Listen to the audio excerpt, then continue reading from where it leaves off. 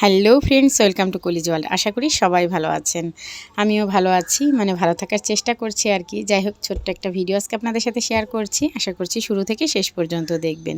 রান্না করব আজকে রুই মাছের মাথা দিয়ে লাউ ঘন্ট। তো সেই রান্নাটা আজকে আপনাদের সাথে একটু শেয়ার করি। এটা হচ্ছে রুই মাছের মাথা, মানে মাথা না, ঠিক মাথাটা আমি রেখে দিয়েছি, মাথার সাইডের যে অংশগুলো থাকে ওগুলোই। আচ্ছা, যাই হোক, ভালো করে ভেজে নিলাম। এখন কড়াইতে আর একটু তেল দিয়ে দিলাম। তো সেই তেলের মধ্যে জিরে তেজপাতা ফোড়ন দিয়ে দিলাম।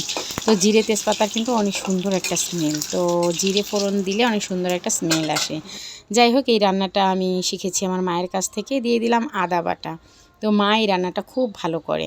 এখন এখানে আমি একটা মশলা করে রেখেছিলাম, হলুদ গুঁড়ো, জিরে গুঁড়ো, ধনিয়া গুঁড়ো, মরিচ গুঁড়ো। তো দিয়ে দিলাম লবণ। কাঁচামরিচ এখানে দেবো, সেই জন্য মরিচের গুঁড়োটা একদমই সামান্য দিয়েছি। দিয়ে দিচ্ছি লাউ। তো এই গরমে কিন্তু লাউ খাওয়াটা খুবই ভালো, খুবই জরুরিও। লাউ খেলে শরীরটা ঠান্ডা থাকে। যাই হোক, লাউ দিয়ে অনেক ধরনের রান্নাই হয়।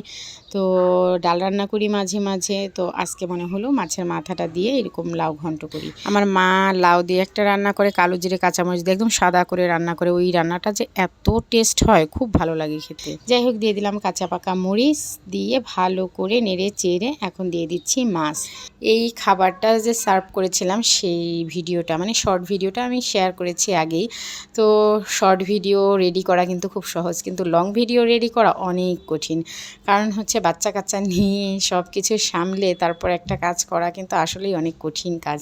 এই যে ভিডিও এডিট করতে হয়, ভিডিও ভয়েস দিতে হয়, অনেক কিছু করতে হয় কিন্তু একটা ভিডিওতে, তো অনেকটা সময় দিতে হয়। যাই হোক, দিয়ে দিলাম এখন জিরে গুঁড়ো।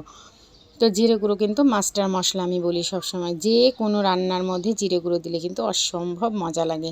তো এখন দিয়ে দিলাম কর্নফ্লাওয়ার, 1 চামচ কর্নফ্লাওয়ার আমি ঠান্ডা জলে গুলে তারপর দিয়ে দিলাম। এদিকে আমি রান্না করছি পাঁচমিশালি সবজি দিয়ে রুই মাছের ঝোল, একদম পাতলা করে একটা রুই মাছের ঝোল রান্না করব, জিরে দিয়ে, জিরে বাটা দিয়ে। যাই হোক, এই রান্নাটা আমি সম্পূর্ণ দেখাতে পারলাম না তাড়াহুড়ার কারণে। যা গরম পড়েছে, এই গরমে যত হালকা পাতলা তরকারি খাওয়া যায় ততই ভালো। তবে এই কথাটা আসলে বেশি দিন মনে থাকে না, 2-1 দিন মনে থাকে, তারপর আবার ভারী খাবারে চলে যায়। খুব ইচ্ছে ছিল একটু টক রান্না করার, কিন্তু পারলাম না। যাই হোক, এই তো কর্নফ্লাওয়ার দিয়ে 2-3 মিনিট রেখে নামিয়ে নিয়েছি। যে লাউ ঘন্টটা কতটা সুন্দর হয়েছে দেখতে, দেখতে কিন্তু খুব সুন্দর হয়েছে, আর খেতেও হয়েছে অসাধারণ। খাবার খাওয়া আসলে তৃপ্তির ব্যাপার। যে কোনো খাবারই যদি আপনি তৃপ্তি নিয়ে খান তাহলে কিন্তু দেখবেন খুব মজা লাগে।